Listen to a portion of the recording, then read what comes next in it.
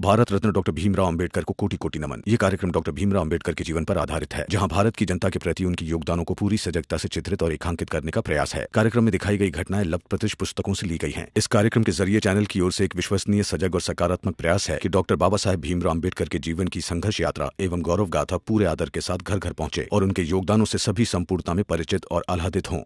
चलो भाई, आओ आओ, खाना लो। आ जाओ भाई। अरे हमें नहीं खाना है ये खाना। हाँ माँ, अब चाहे जो भी हो जाए, लेकिन हम ये खाना कतई नहीं खाएंगे। हाँ तो नहीं चाहेगा तुम लोगों का तो मत लो, हमका तो चाहिए, हम खावे।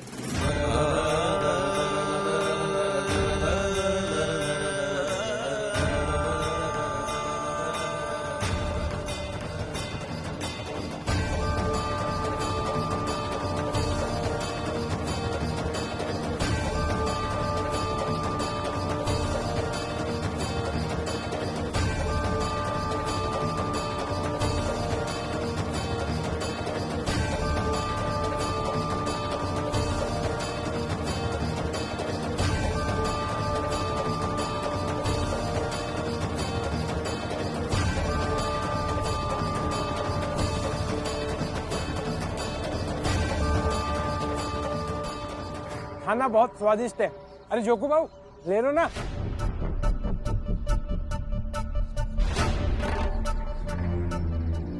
अभी कुछ देर बाद कल जो प्रचंड देव जी से दीक्षा लेगा उसे कपड़े भी मिलेंगे, और कल कुछ ऊंची जात के लोग आएंगे। उसे दीक्षा प्राप्त करने के बाद उन्हें प्रणाम करोगे तो पैसे भी मिलेंगे। इस भीम के चक्कर में क्यों अपनी जिंदगी को सब अंधेरे में रख रहे हो तुम सब? हम अंधेरे में रहे या उजाले में, तुम्हें उनसे क्या फर्क पड़ता है? हाँ, हम सब ठीक है अपनी जगह। आप सब खाओ अच्छे से। अरे साफ साफ सब कुछ दिख रहा है। उस भीम के साथ जो हैं वो सब भूखे हैं, रोज एक एक रोटी के लिए आपस में लड़ते रहते हैं। अब तो घर भी बांट लिए, और जो प्रचंड देव जी के साथ है उन्हें बहुत अच्छे से खाना मिल रहा है, कपड़े मिलेंगे, और हम सब की जिंदगी बदल जाएगी।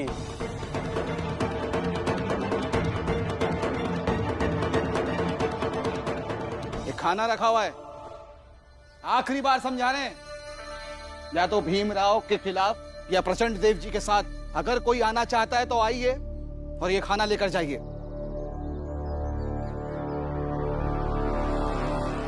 मैं करूंगी प्रचंड देव जी के साथ यज्ञ।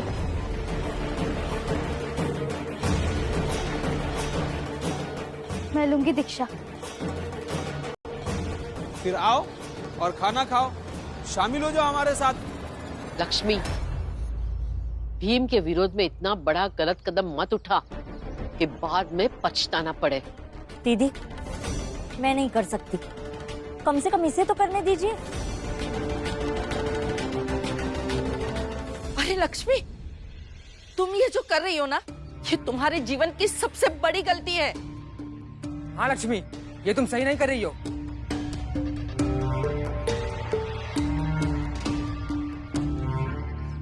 लक्ष्मी,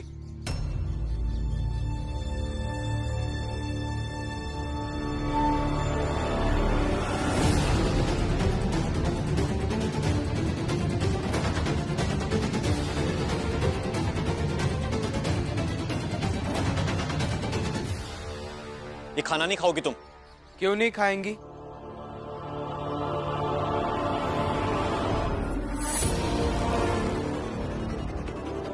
क्यों नहीं खा सकती आनंद भैया, उनकी अपनी मर्जी है। नहीं, तू चुप रह। कर रहा हूं ना मैं बात लक्ष्मी से। ये क्या कर रही हो तुम? दिख नहीं रहा है आपको? खाना खाने जा रही हूँ मैं। दिखाई तो दे रहा है, अच्छे से दे रहा है, लेकिन लक्ष्मी तुम्हें भी दिखाई देना चाहिए कि जिस थाली में व्यक्ति खाना खा रहा है वो थाली आई कहां से है। आपको थाली दिख रही होगी, लेकिन मुझे तो बस वो खाना दिख रहा है जो पता नहीं मैंने कितने सालों से नहीं खाया। और मुझे पता है जब तक मैं इस घर में रहूंगी मुझे ऐसा खाना नसीब नहीं होगा, इसलिए मैं ये खाऊंगी। कल यज्ञ में भी शामिल होंगी और दीक्षा भी लूंगी। जिसे जो समझना है वो समझ ले। क्या बकवास कर रही हो तुम लक्ष्मी? बकवास नहीं कर रही हूँ मैं, बस इतनी छोटी सी बात आपको समझ में नहीं आ रही है तो क्या करूँ मैं? लक्ष्मी! आनंद भैया शांत रहिए आप, और मैं आपको समझाने से मना नहीं कर रहा हूं, लेकिन अगर भाभी को लग रहा है कि वो जो करने जा रही है वो सही है तो ठीक है। भीम तू चुप कर। देखिए आनंद भैया, मेरे हिसाब से हर व्यक्ति को इतनी स्वतंत्रता होनी चाहिए कि उसे जो चाहे वो कर सके। इस तरह से भाभी पर हम दबाव नहीं डाल सकते। नहीं, चाहे जो हो जाए लक्ष्मी ये खाना नहीं खाएगी, और ये कोई व्यक्ति नहीं है हमारे लिए, ये पत्नी है मेरी। तो मैं जो मैं कह रहा हूं वही करेगी।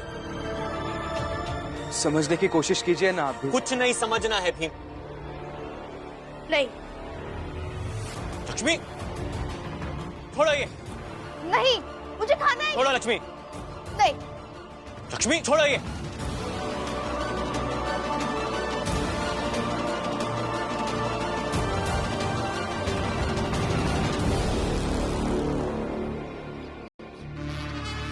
एक बात बताओ,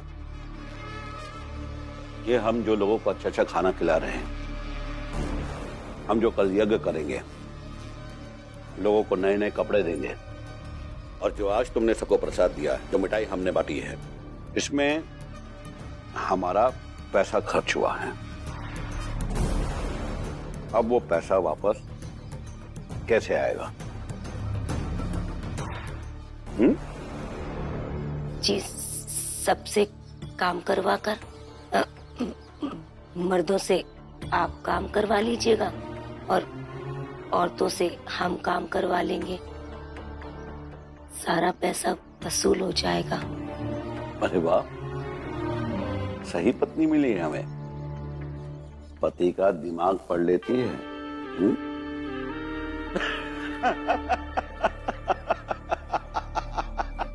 सही हो। अच्छा, आज तक एक बच्चा तो नहीं दे पाई, ऊपर से दांत निकाल कर हंसती है।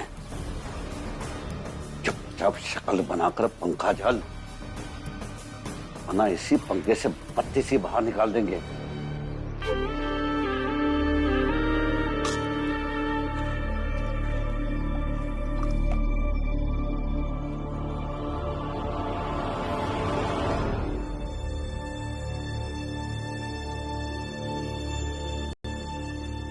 छोड़ दीजिए आनंद भैया, इनकी जो मर्जी है करने दीजिए इन्हें। आनंद भैया छोड़ दीजिए ना। छोड़ दे आनंद, क्योंकि लक्ष्मी को लगता है कि ऐसा खाना उसने कभी देखा नहीं है, ऐसा खाना उसे मिलेगा भी नहीं, इसलिए उसे खाने दे। प्यार से पेट नहीं भर रहा है उसका, इसीलिए उसको स्वादिष्ट खाने की जरूरत पड़ रही है।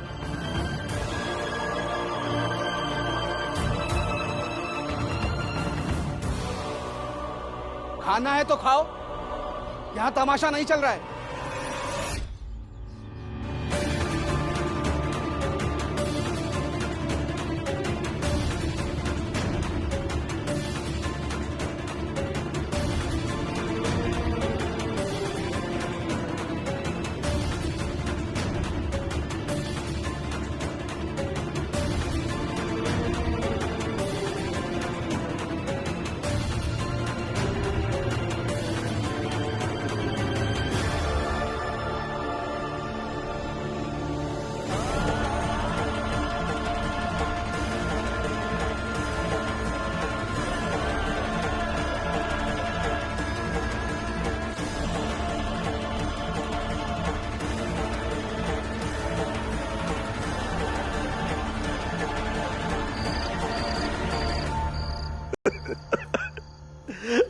अद्भुत समाचार है ये, अद्भुत समाचार। भीम की भाभी लक्ष्मी हमसे दीक्षा लेना चाहती है। बस ये समझो कि हमारी जीत की शुरुआत हो चुकी है। एक बात बताओ, कि जब भीम की भाभी हमारा दिया हुआ भोजन खा रही थी तो उस वक्त भीम भी वहीं था? हाँ, वहीं पे था। उसने तो एक बार भी मना नहीं किया।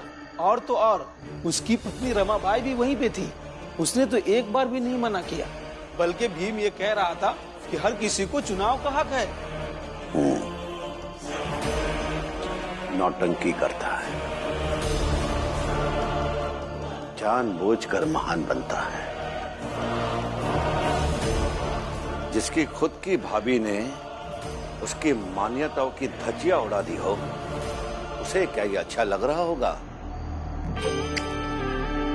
ना, अरे वो तो अंदर ही अंदर दुख और गुस्से में होगा। लेकिन वो कहे भी तो कहे क्या, करे भी तो करे क्या?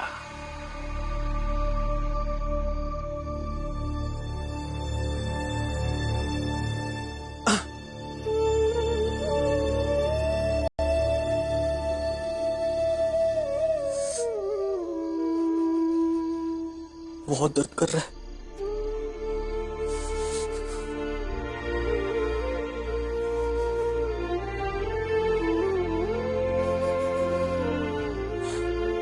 पापा, आपको भी इतना ही दर्द हुआ होगा ना?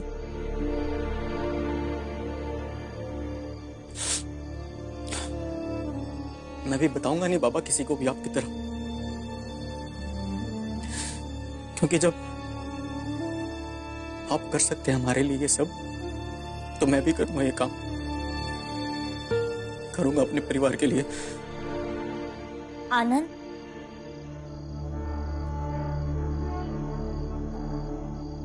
हाय। देखो आनंद, लक्ष्मी ने कुछ गलत नहीं किया है, उसे गलत मत समझो। आई, मैं खुद समझदार हूं। मैं अच्छे से समझ सकता हूं कि कौन सही है और कौन गलत। और आनंद, भीम ने जीवन में पहली बार कोई सही बात की है कि हर किसी को अपना जीवन जीने का एक अवसर मिलना चाहिए। हर किसी को अपना जीवन जीने की स्वतंत्रता होनी चाहिए, अपने हिसाब से जीना आना चाहिए। तो इस तरह से तो लक्ष्मी को जो सही लगा वही उसने किया। हाँ आनंद भैया,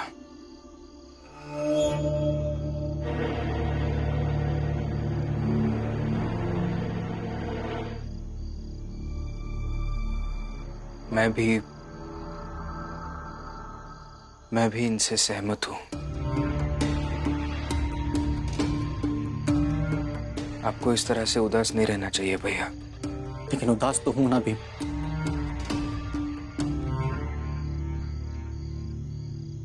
और मेरा पूरा हक बनता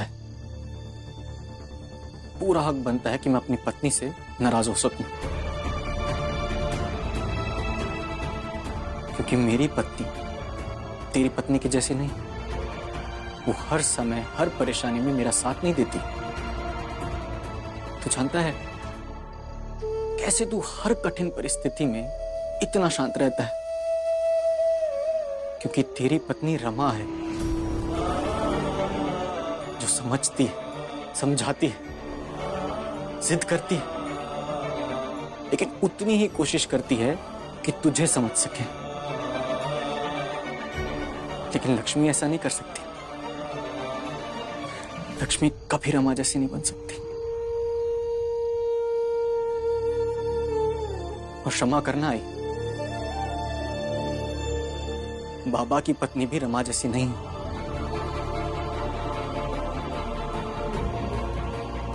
तो हूं उदास हूं।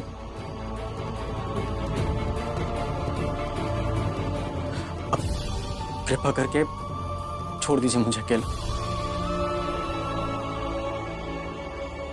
लो भाई, हम सब लोगन की खातिर कपड़ा भी आ गया। हाँ भाव।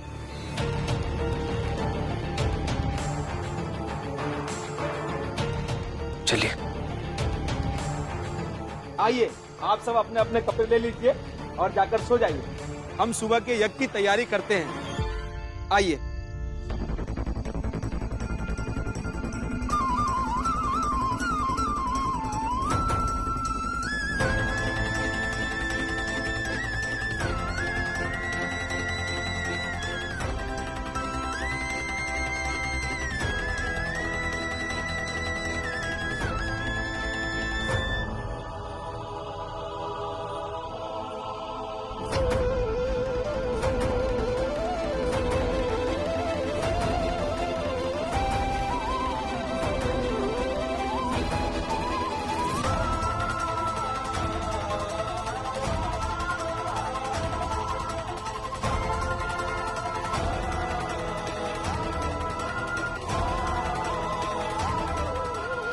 ठीक है, आप लोग जाइए और कल के यज्ञ में नहा धोकर यही कपड़ा पहनकर आना है।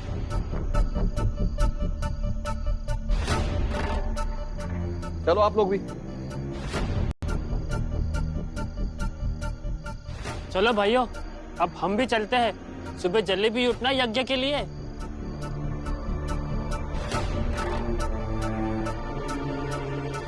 अरे अम्मा, क्या हुआ? अब कुछ समझाने मत लगना। समझा नहीं रही हूँ, बस ये पूछ रही हूँ कि इधर कहाँ जा रहा है? अपने घर। और कहाँ? तुम्हारा घर अब वो नहीं रहा जहाँ मैं रहती हूँ। कहा ना अम्मा मैंने, ज्ञान मत देना। मैं थक गया हूँ, सुबह यज्ञ के लिए भी उठना है। उड़ गई नींद? ज्ञान नहीं दे रही हूँ मैं, बस ये बता रही हूँ कि मेरे घर आ मत जाना।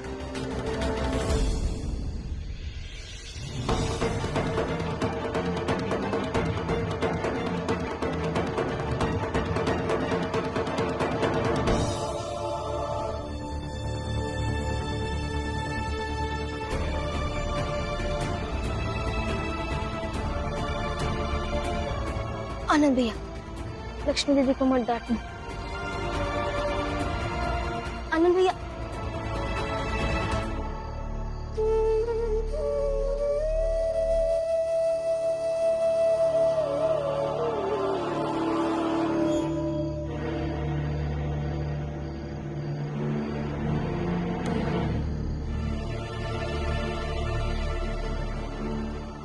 देखिए, थक गई हूँ मैं।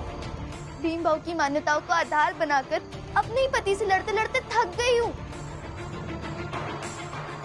मुझे खुशी होती अगर आप मेरे और हमारे बच्चे के साथ होते, ना कि अलग। लेकिन अब जो भी है और जैसा भी है, मैंने अपनी जगह चुन ली है और आप मुझे नहीं रोकेंगे। मैं आपके आगे हाथ जोड़ती हूँ।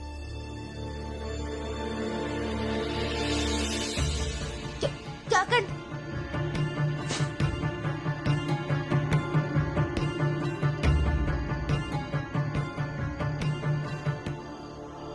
एकदम काला धब्बा लग रहा है ये कपड़ा तुम पर। लक्ष्मी, तुम सही हो सकती हो, लेकिन मेरा भाई कभी गलत नहीं हो सकता। तो शुभकामनाएं तुमको। जो पसंद आए वो करो।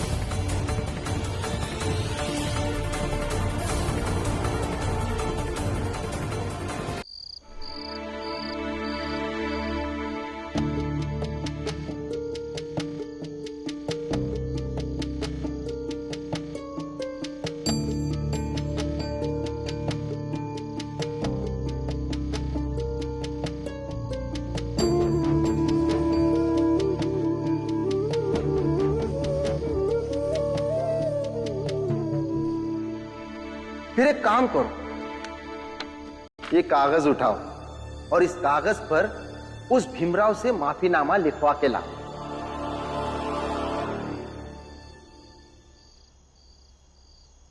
एक मदद चाहिए थी आपकी। बताओ।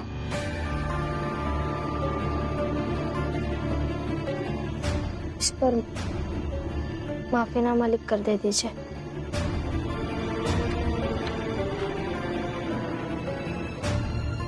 कैसा माफीनामा?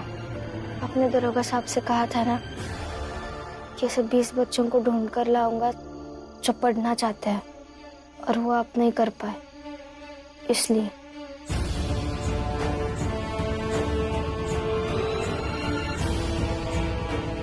ये दरोगा ने कहा तुमसे कि मुझसे इस तरह का माफीनामा लेकर आओ? हाँ। देखो रमा, ये दरोगा ने कहा होगा तभी भी ये गलत ही है। सही है गलत वो रहने दीजिए, आप मुझे लिख कर दे दीजिए। नहीं लिखूंगा, बिल्कुल भी नहीं लिखूंगा। और जो चीज सही है उसके लिए माफीनामा क्या लिखना है? मैंने कहा दरोगा से कि 20 बच्चों को लेकर आऊंगा। मैंने कोशिश की, लेकिन मैं नहीं सफल हुआ, तो क्या हुआ? लेकिन अब आप कोशिश नहीं करेंगे और उसमें सफल होने की कोई जरूरत नहीं है। आप लिख के दे दीजिए, मुझे बाकी कुछ नहीं पता। नहीं लिखूंगा मैं।